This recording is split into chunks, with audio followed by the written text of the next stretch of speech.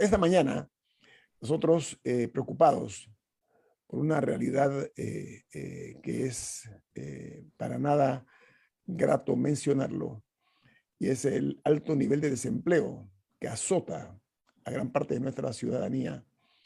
Desempleo producto de varios factores, pero que principalmente se agudizó con la crisis, con la pandemia que sufrimos y vivimos todos, donde se habla de que el 42% de los empleos o de los trabajos, como se dice coloquialmente en este país, se perdieron.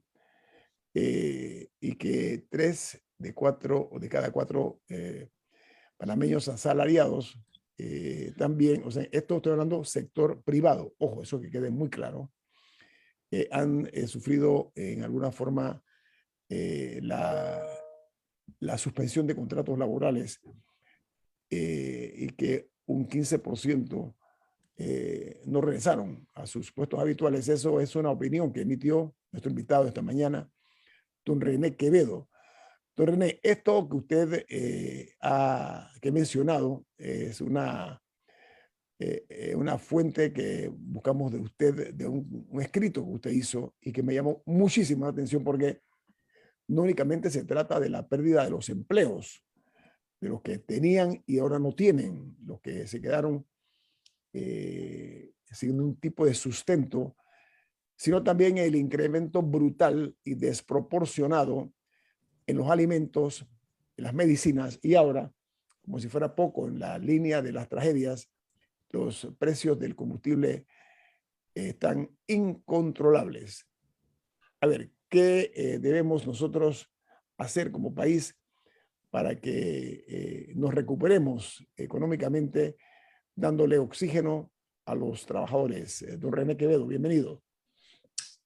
Buenos días, muchas gracias por la invitación, es un placer estar acá. Sí, las cifras que cito son oficiales.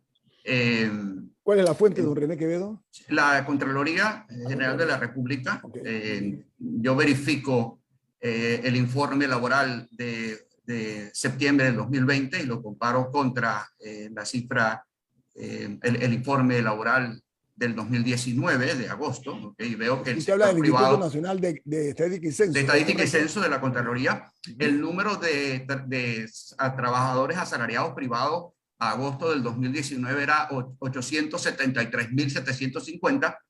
Esto baja a 509.000 en septiembre del 2020. Esto implica una reducción en el número de asalariados privados de 364.000. Es 42% de todos los empleos asalariados o los empleos formales que había el sector privado. Adicional a esto, de acuerdo a estadísticas de Mitradel, a 284.000 trabajadores, es decir, el 32% de los trabajadores asalariados del país se les suspende el contrato. Esto quiere decir que en el primer año de pandemia, 3 de cada 4 empleos asalariados formales del sector privado desaparecieron o fueron suspendidos. Data dura totalmente oficial. De esos 284.000, 43.000 fueron desvinculados, es decir, el 15% de los trabajadores suspendidos, de acuerdo a estadísticas de Mitradel, no regresó. Entonces, esto se debe, entre otras cosas, a que Panamá, el 70% de los empleos de Panamá son presenciales. Esto ha sido así en lo que va de siglo.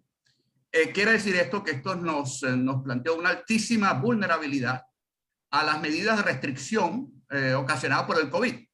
Panamá adoptó las políticas de restricción de movilidad más severas de toda Latinoamérica y pagamos el precio socioeconómico más alto, que incluyó la cuarta peor contracción económica del mundo, ¿okay? Y la pérdida de 42% de los empleos formales de la empresa privada, ¿no? O sea, data dura totalmente oficial, ¿okay? Ahora bien, ¿cuál es, digamos, qué hacemos, ¿no? ¿Qué hacemos? O sea, el tema es que la generación de empleo no es una prioridad. La única prioridad que existe es la vacunación.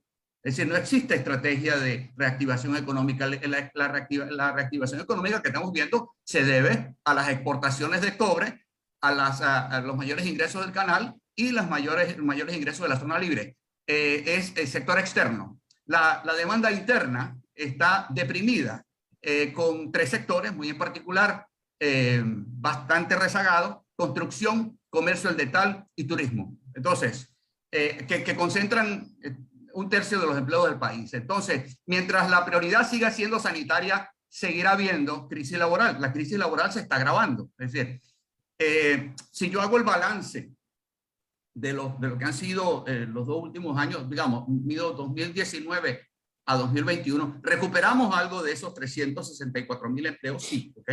Pero cuando yo hago el balance, hemos perdido 250.000 empleos formales del sector privado, que incluyen los 43.000 trabajadores que fueron suspendidos, luego reactivados, luego desvinculados, ¿okay? Se agregaron 71.000 funcionarios a la planilla estatal.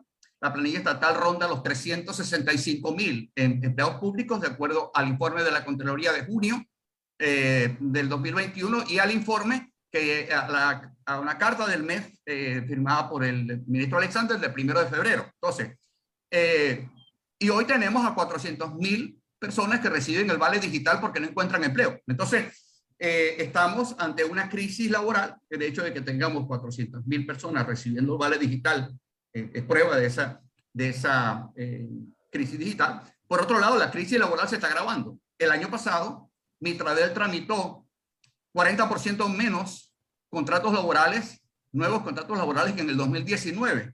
En el primer trimestre del 2022, ese porcentaje subió a 43. Quiere decir que la crisis laboral se está agravando y se va a seguir agravando mientras la prioridad siga siendo sanitaria. Entonces creo que eso es un poco el marco de lo que está ocurriendo. ¿Qué hacer? Lo primero, miremos lo que hizo República Dominicana. República Dominicana, un país competencia nuestra directa en el área turística, con un perfil laboral y educativo muy parecido al panameño, eliminó absolutamente todas las medidas del COVID. Absolutamente todas. La QR, tarjeta de vacunación, todas. ¿Okay?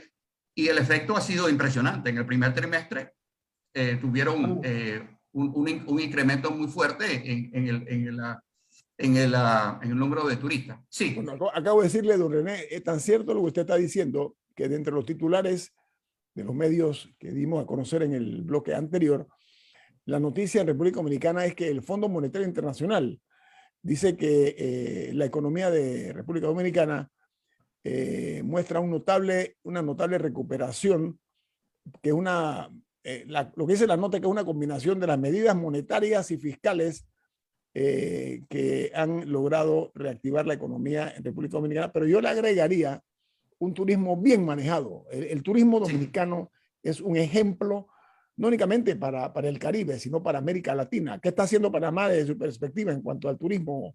La industria sin chimeneas, como dijeron los españoles, que son uno de los países más beneficiados por el turismo, don René. El turismo panameño se encuentra secuestrado por la paranoia sanitaria.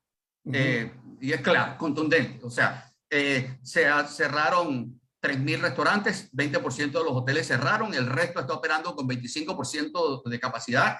Y no veo realmente que el turismo sea una prioridad hoy. O sea, insisto, volvemos al tema. En una economía 70% presencial, nosotros necesitamos hacer de la generación de empleo la obsesión nacional. El turismo es probablemente el más golpeado. Sí, Luciano Murgas tenía una... Sí. Sí, ahora, René, bueno, muy contento de tenerte aquí en este programa. René, ¿qué posibilidades hay de que el incentivo que le da la gente, el Estado al desempleo esté contribuyendo a que la gente no quiera conseguir empleo, aunque sea informal? Absoluto, definitivamente. El Estado está tratando de incidiendo definitivamente con plata prestada en el mercado laboral a través de contrataciones en la planilla estatal y el vale digital. O sea, que perfectamente claro, por supuesto que sí. Particularmente no olvidemos que 4 de cada 5 trabajadores que perdieron su trabajo ganaban menos de $750 mensuales, de tal manera que obviamente $120 no resuelve, pero sí está actuando como un desincentivo. La economía no está generando nuevos empleos. El hecho de que estemos generando 43% menos empleos formales que en el 2019 implica un alto nivel de incertidumbre en el clima de inversiones en el país no hay confianza para invertir en el país. Si no hay inversión, no habrá generación de empleo formal. Seguiremos generando empleo informal. Sí, Camila. ¿Cómo estaba el turismo en el 2019? O sea, ¿cómo era la tendencia? ¿Estaba estable? ¿Estaba mejorando o estaba empeorando? Porque, bueno, sí. nada para entender, durante la pandemia sí cerraron muchos lugares por el tema de las restricciones, que la gente que los turistas no podían venir, etcétera. Pero ¿cuánto de eso se arreglaría diciéndole a la gente, olvídense del QR y de las mascarillas? Si yo llevo rato escuchando de una sobreoferta y de una serie de quejas que no tienen nada que ver con las medidas sanitarias actuales. Sí, a ver, definitivamente el mejor año del turismo, desde el punto de vista del número de turistas, fue el 2017. Sí, en el 2019 había una caída, o sea, definitivamente, sí. El problema es que no existe una solución sencilla. El empleo y el turismo no es un carro que yo prendo y arranco, ¿no? Va a ser un proceso. Definitivamente, toda medida restrictiva del acceso en una economía 70% presencial es suicidio, ¿ok? Así de sencillo. Entonces, yo creo que en la medida en que se vayan eliminando estas restricciones, aparte de que el tema del turismo no es solamente el tema sanitario, es la discrecionalidad que existe. Muchos han venido turistas acá y a algún alcalde se le ocurre cerrar una playa, ¿ok? O un retén, ¿verdad? Yendo para Colón con 10 kilómetros de largo, ¿ok? O sea, yo creo que tenemos que decidir qué tipo de país queremos. Hoy la generación de empleo no es la prioridad, insisto. Yo creo que para generar empleo necesitamos proyectar optimismo. Y hoy llevamos 2 años rindiéndole culto al virus, ¿ok? Todos los días, agarremos los periódicos, no se habla de otra cosa, ¿ok? Contagiados, vacunados, etcétera, etcétera, programas.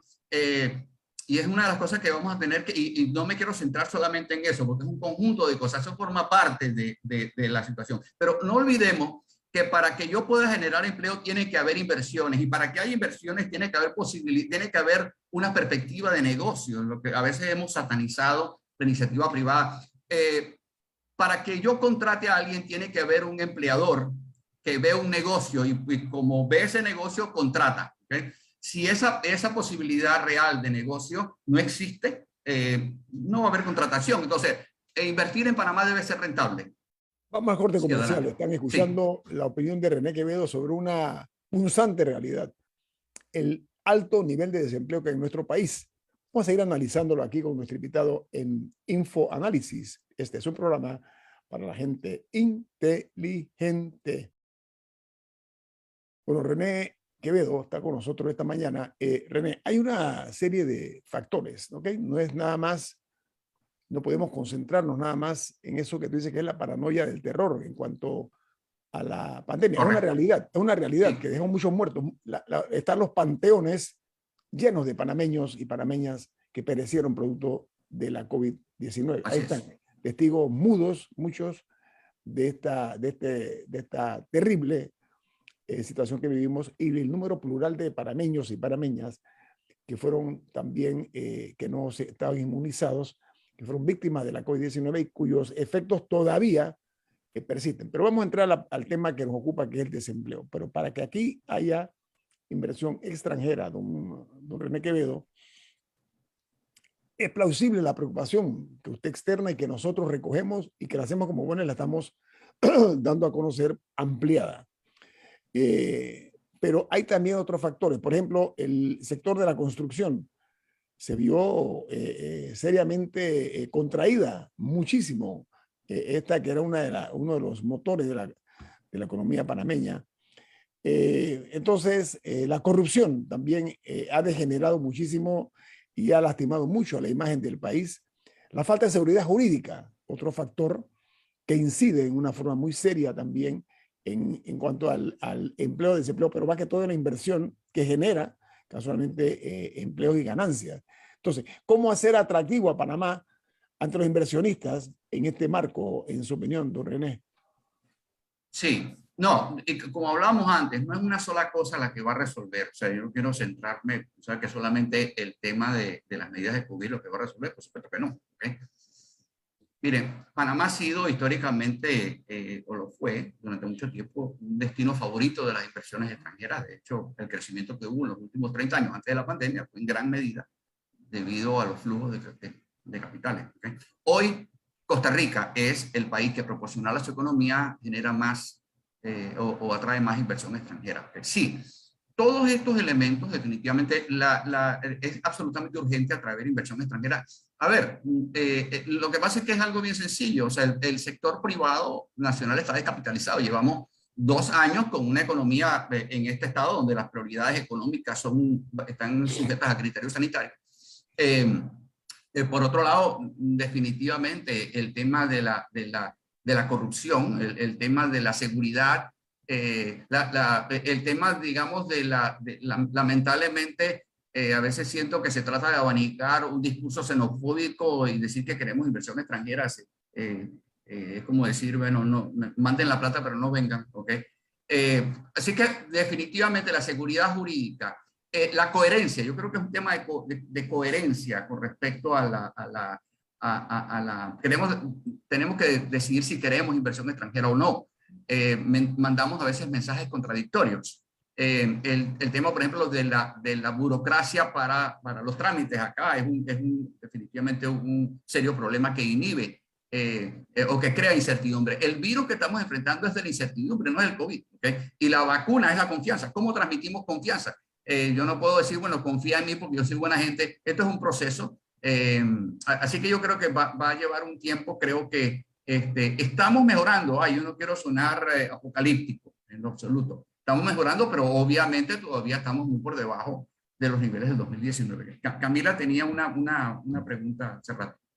Sí, a mí personalmente me gusta fijarme en temas estructurales, más que coyunturales. Entonces, vemos que en diferentes países la pandemia, o sea, algunos sí se están enseñando a ver cómo regresan a lo que había antes y otros están experimentando como mini revoluciones de ver si surgen cambios a partir de esto, desde modelos híbridos de trabajo o semanas más cortas, o sea, ciertas modalidades que siento que aquí no estamos explorando.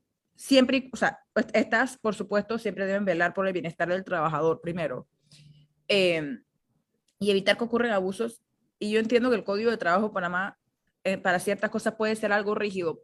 Panamá no podría beneficiarse de ser un poco pionero en esa área, de modificar un poco las maneras de trabajar un poco a partir de la pandemia, ya que usted ha mencionado varias veces que nuestra economía es 70% presencial y que es parte de lo que nos ha hecho tan vulnerables. ¿Hacia dónde se podría mover Panamá en ese sentido, para innovar? Sí, a ver, yo creo que es importante entender que hoy tenemos menos empleados formales que en el 2011 y tenemos menos asalariados privados que en el 2007. Por otro lado, 70% de los empleos son presenciales. De hecho, el teletrabajo todavía el impacto es absolutamente mínimo. En el 2020, del 1.632.000 trabajadores que había, solamente 20.000 trabajadores tenían adendas de teletrabajo. Eso es 1.2%. O sea, absolutamente mínimo y va a seguir siendo así durante un tiempo. ¿Por qué? Porque no hemos encarado la transformación digital de la economía. Por supuesto que Panamá tiene que explorar eso, pero debe haber un proceso y para ello debe haber inversión.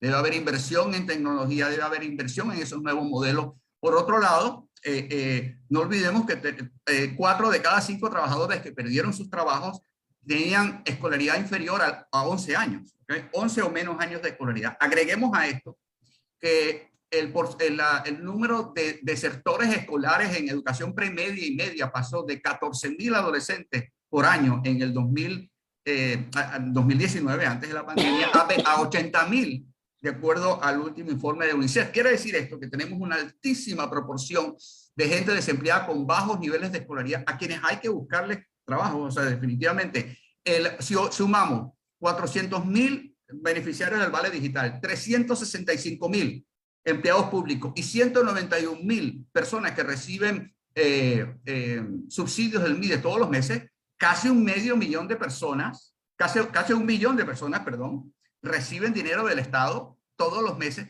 financiados con préstamos. Entonces, eso no es sostenible. Entonces, nuestro problema es un problema de confianza. La crisis laboral que tenemos no es una crisis de empleo, es una crisis de confianza. Si no hay confianza para invertir, no van a generarse los empleos. Don René, pero vamos a ir más allá. Vamos a entrar en un terreno un poco más agrio, ¿no?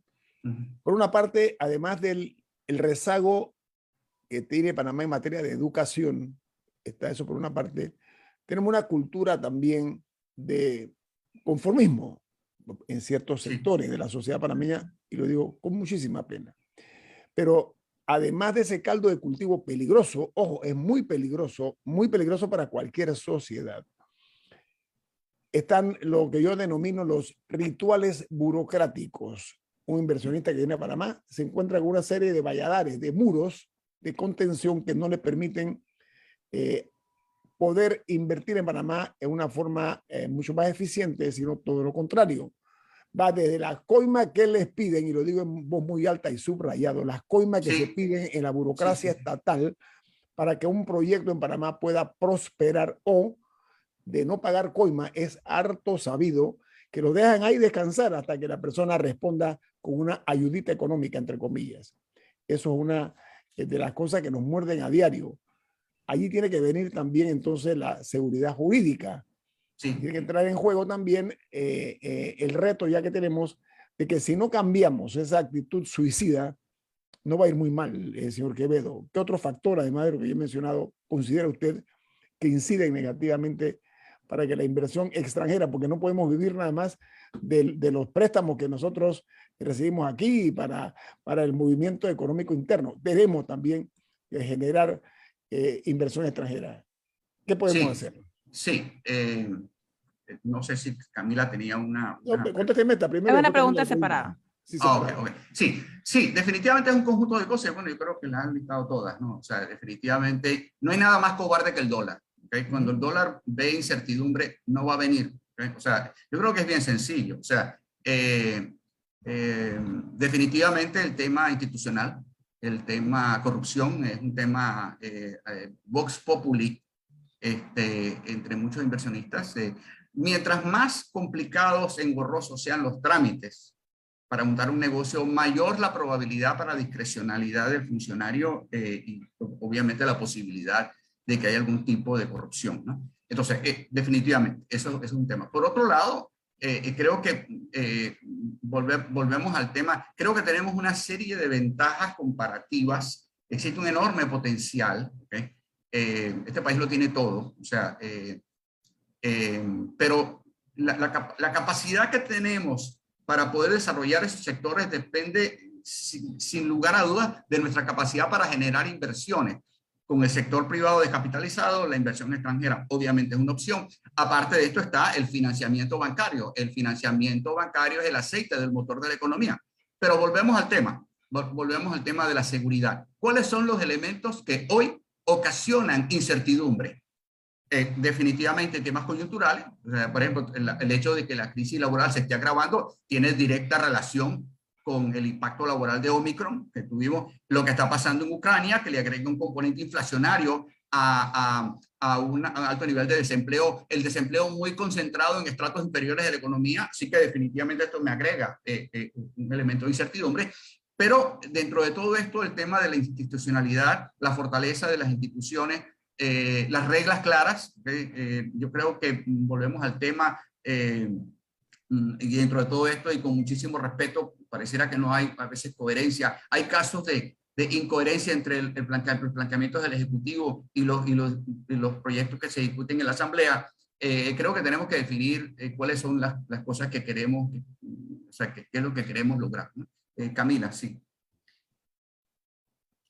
Para aprovechar la pandemia y hacer cambios que habría sido más difícil hacer cuando todo estaba en paz y calma, ¿cuáles son algunos sectores en los que usted considera que Panamá podría incursionar y que generarían empleo para justamente esa población que usted menciona con un relativamente bajo nivel de escolaridad, que probablemente está en un empleo precario o algunos de estos dos sectores que están golpeados, porque no sé si deberíamos apostar exclusivamente a los mismos sectores en los que estábamos bien antes de la pandemia, pero que de por sí ya se hablaba de que eran insostenibles. La construcción, yo recuerdo hace años se viene diciendo que necesitábamos tener otras apuestas porque eso no iba a durar por siempre, o por lo menos no al ritmo al que estaba. Sí. Entonces, ¿cuáles son algunos de esos sectores en los que Panamá, o sea, más allá de lo que nos tiene aquí, de las causas, de nuestras penas, o sea, ¿cuáles son algunas cosas en las que Panamá podría apostar y que beneficien a esa población?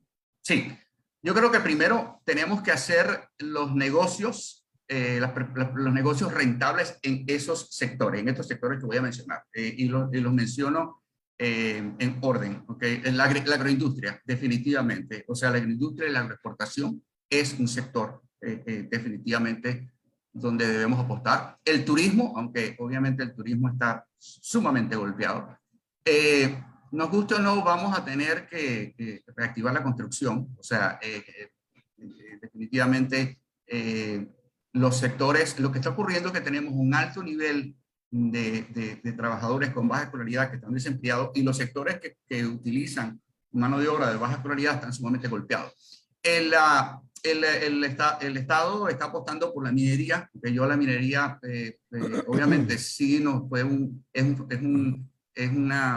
sector que se está desarrollando y le agrega estabilidad económica al país, pero tenemos que aprovechar ese viento de cola, por ponerle un nombre. Tenemos informes muy positivos de calificadores de riesgo y banca de inversiones, pero utilizar eso para atraer inversiones al país, ¿okay? En los sectores estratégicos. La logística, por ejemplo, tiene que desarrollarse. Lamentablemente, hoy 2 de cada 3 empleos en logística son informales. Ahora, hay que aclarar quiénes son los informales, ¿no? Los informales son los empleados sin contratos laborales, los independientes, aunque coticen a la Caja de Seguro Social y paguen impuestos. Yo soy informal. 3, los trabajadores, los patronos con menos de 5 trabajadores. 4, las empleadas domésticas. Y 5, los trabajadores familiares. Ese grupo, ¿okay?, ha aportado el 92% de todos los empleos generados en el país entre el 2010 y el 2020. ¿Okay? Entonces, lamentablemente, el emprendimiento que hoy todos los emprendedores, buenos, malos, ¿okay?, grandes o chiquitos, son informales. ¿Okay? El emprendimiento ha sido, es y seguirá siendo el motor del empleo en el país. Tengo corte comercial. Sí. Al regreso continuaremos hablando con don René Quevedo, sí, porque aquí en Panamá se toman medidas que ni atan ni desatan. Esa es parte de la tristeza, ¿no? Más que todo se piensa con criterio político y para sacar beneficio político, y no en soluciones contundentemente beneficiosas para la nación y los que vivimos en este país. Vamos al corte comercial. Esto es Info Análisis, un programa para la gente inteligente. Bueno, un oyente dice aquí que debemos pensar fuera de la caja. Me gusta ese concepto. Y él dice que ahora mismo apostaría a la agricultura sin fertilizantes en yuca, otoe, zapallo, plátano, guineo, etc. Me parece interesante mirar un poquito más hacia la agricultura, porque lo que está pasando en Ucrania, para los que no están enterados, Ucrania es uno de los principales países productores de granos y de fertilizantes en el mundo, y ya hay países de América Latina que están sintiendo los rigores de esa guerra de Ucrania en materia alimenticia o alimentaria. Y mucha atención, porque Panamá no tiene la capacidad suficiente, porque vivimos mucho de traer productos de fuera. No tenemos un agro sólido que realmente responda a las necesidades alimentarias de su gente. Camila o Rubén, ¿quién me no, Murgas tiene una pregunta. Rubén. Bueno, mira, yo creo que nosotros tenemos que despertar de muchas cosas que eran grandes en Panamá. Digamos, la industria de la construcción era una industria poderosa, pero ya llegó a su tope. Ya Panamá no aguanta más edificios de oficinas en Panamá. Pero no aguanta una más. Y no despertamos. Y los mismos empresarios, el mismo sindicato, el Subtrac, se siente orgulloso de ser el más grande, pero de eso no podemos crecer. Entonces, pero tenemos que despertar y tenemos que decirlo para que los extranjeros no vengan engañados aquí creyendo este es un país de rascacielos y que todos están ocupados, no, están vacíos. Esa es Sí. la realidad. Ujú. Pero no queremos despertar. René, ¿qué consejo Sí. tú pudieras dar en ese sentido? Sí, bueno, yo creo que efectivamente los sectores que generaron, digamos, 7 de cada 10 empleos, nuevos empleos en los últimos 15 años no van a estar ahí. O sea, no van a generar los empleos que generaron en el pasado y son, volvemos al tema, sectores con altos niveles de informalidad. ¿Okay? O sea, yo creo que no olvidemos esto. Si nosotros tenemos un colapso del empleo formal, en Panamá tenemos menos asalariados privados que en el 2007. ¿Okay? Si nosotros no generamos empleo formal, la caja del Seguro Social está condenada a muerte. Hagamos lo que hagamos. Entonces, y para la diferencia entre el empleo formal y el informal es la inversión. Sin inversión privada no habrá generación de empleo formal. Y no habrá generación, y no habrá inversión si no hay confianza. Entonces yo creo que esto es como el perro mordiéndose la cola. Definitivamente tenemos que apostar, y ahí sí coincido totalmente, con nuevos sectores, definitivamente la agricultura, la industria. El tema de Ucrania, estamos apenas empezando a ver la tarjeta de presentación, ¿ok? De ese animal que se nos viene, ¿ok? Entonces, creo que es un momento definitivamente para mirar al sector agrícola. De las 47 propuestas que he hecho con al Ejecutivo, más del 80% de los empleos que se generarían estarían en el sector agrícola y agroindustrial. O sea, no estamos hablando de nada utópico. Entonces creo que definitivamente lo que pasa es que Panamá es un país que ha sido históricamente importador y no exportador. ¿Okay? Ahora, obviamente ahora tenemos obviamente las exportaciones de cobre, pero las exportaciones que no son de cobre están en un nivel récord. Hemos alcanzado un nivel récord. Las exportaciones agroindustriales y agrícolas están en un nivel récord. Entonces creo que es el momento para repensar el país y repensar estas fuentes. No estamos hablando de la reactivación del empleo, estamos hablando de la reconstrucción del empleo, porque las fuentes históricas de empleo han sido destruidas. Entonces yo creo que, si volvemos al tema, no sonar apocalíptico, pero las estadísticas no son ni buenas ni malas. Eso depende de lo que hagamos con ellas. Pero lo peor que podemos hacer es no hacer nada. Estoy totalmente de acuerdo con lo que plantea Camila, de que es hora de revisar esto y sí, ahora necesitamos inversión. Nuestra capacidad para poder reestructurar, reconstruir, reconvertir el país depende de nuestra capacidad para poder atraer inversiones hacia esos sectores prioritarios. Y es allí donde estamos, para mí, dando vueltas, ¿no?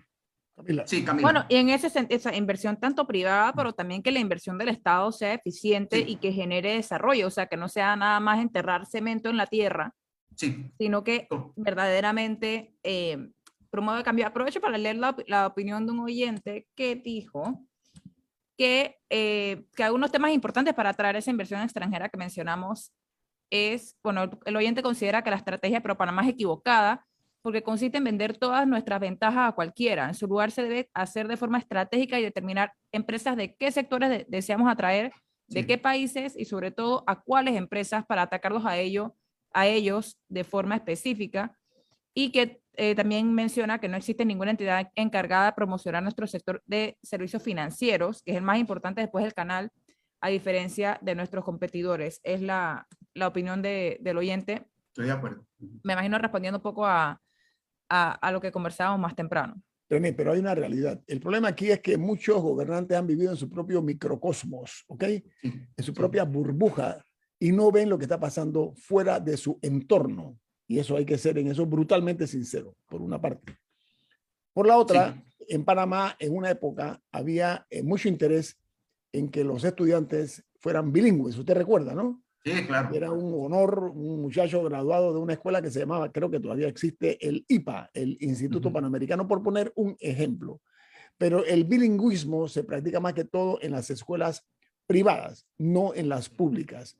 Aquí se requiere, si queremos verdaderamente explotar el turismo por una parte y generar atracción extranjera, que nuestros estudiantes sean bilingües. Es, a mi juicio, fundamental, y me explico. Aquí Intel, que es un gigante tecnológico, intentó venir a Panamá y se fue a Costa Rica. porque no había gente capacitada para trabajar con ellos o que aportaran algo. Y así hay otras muchísimas empresas que se han ido a Costa Rica, entre otros países. Eso, enhorabuena para Costa Rica. Para mí no es ningún reproche y quiero externar esa opinión. Sin embargo, nosotros apostamos a contrapelo de la realidad. Usted habla, muy cierto, el impacto que tiene la minería en Panamá, pero pensando a largo plazo, porque la platita se desvanece más rápido de lo que uno cree en construirla. Costa Rica, por ejemplo, inteligentemente ha apostado más al turismo ecológico. Sí. Le acaba de decir no a la minería hace rato y le va muy bien, le va mejor que a nosotros en el turismo. Chile, país minero, le acaba de decir no a un proyecto de 3.000 millones de dólares de salida porque querían desarrollar una mina en el área de la cordillera andina. Dijeron, allá no, vamos a hacerlo en los territorios nuestros que son desérticos. Panamá, poco inteligente por parte de algunos funcionarios, han apostado a la minería, que no es mala idea. Lo grave de esto es que lo hacen en los bosques tropicales nuestros, que son una riqueza incalculable e irreemplazable. Entonces, esas estrategias erráticas, a mi juicio, que dejan un saldo porque la herida que se le provoca a nuestra tierra queda perennemente, porque las empresas, como ya ha ocurrido, las empresas mineras que han fracasado, se han ido, han dejado las tierras nuestras, por una parte, en una condición realmente negativa en cuanto a los daños causados a la ecología. ¿Qué otra alternativa, además de la minería, que se apunta mucho y se habla mucho para efectos estadísticos, qué otra alternativa le ve usted al empleo en Panamá a corto plazo? Don René, nos quedan 2 minutos. Sí, yo creo que el tema de la minería, yo creo que es importante aprovecharlo no tanto como generador de empleo minero, ¿okay? Sino que definitivamente las calificadoras de riesgo y los bancos de inversión han dicho claramente en informes escritos que Panamá vale más con minería, o sea, querramos o no, ¿okay? Así lo están diciendo. La tierra la ponemos, oiga, pero la tierra la ponemos nosotros. Sí, ellos, de acuerdo, pero hoy si nosotros no generamos empleo, se nos acabó el país, ¿okay? Yo creo que es importante entender. ¿Qué alternativa? Entonces, la alternativa es aprovechar ese viento de cola para proyectar a Panamá como país seguro para invertir. Yo creo que volvemos al tema, ¿no? No centrarnos en el tema de la minería, de la actividad minera per se, sino el impacto que esto ocasiona desde la proyección de Panamá como destino seguro para invertir independientemente del sector. Yo creo que ahí tenemos que ser muy claros porque insisto, si no tenemos generación de empleo se acabó el país, aquí no hay nada que hablar. Entonces yo creo que con el mayor de los respetos a las posiciones de pro y en contra, tenemos que analizar todos. En este momento no tenemos alternativas. ¿Cuáles son las alternativas en este momento en un país que necesita cambiar su modelo económico? Ese es uno, ¿ok? Y yo creo que volvemos al tema. El problema que tiene Costa Rica con el turismo es la informalidad. Absolutamente. Hay informes muy claros, ¿okay? Del 2020 de Guanacaste, ¿okay? Si queremos apostar por el turismo, sí, pero necesitamos generar empleo formal en el turismo, no informal. Sí, Camila. Brevemente, cuando hablaba de inversiones, 30 segundos, cuando hablaba de inversiones, un lugar que me parece clave es invertir en las universidades, porque las universidades es el semillero de la futura, de los futuros trabajadores del país y hay que darles las herramientas para que puedan competir. No, y adicionalmente las herramientas para que puedan ellos ser los creadores del... Sí, lo que necesitamos es una reactivación. No sean simplemente, que no sean simplemente mano de obra. De acuerdo, sí. René Quevedo, muchas gracias por estar con nosotros esta mañana. Gracias por la invitación. Gracias por la invitación. Viene Álvaro Alvarado con su programa Sin Rodeos.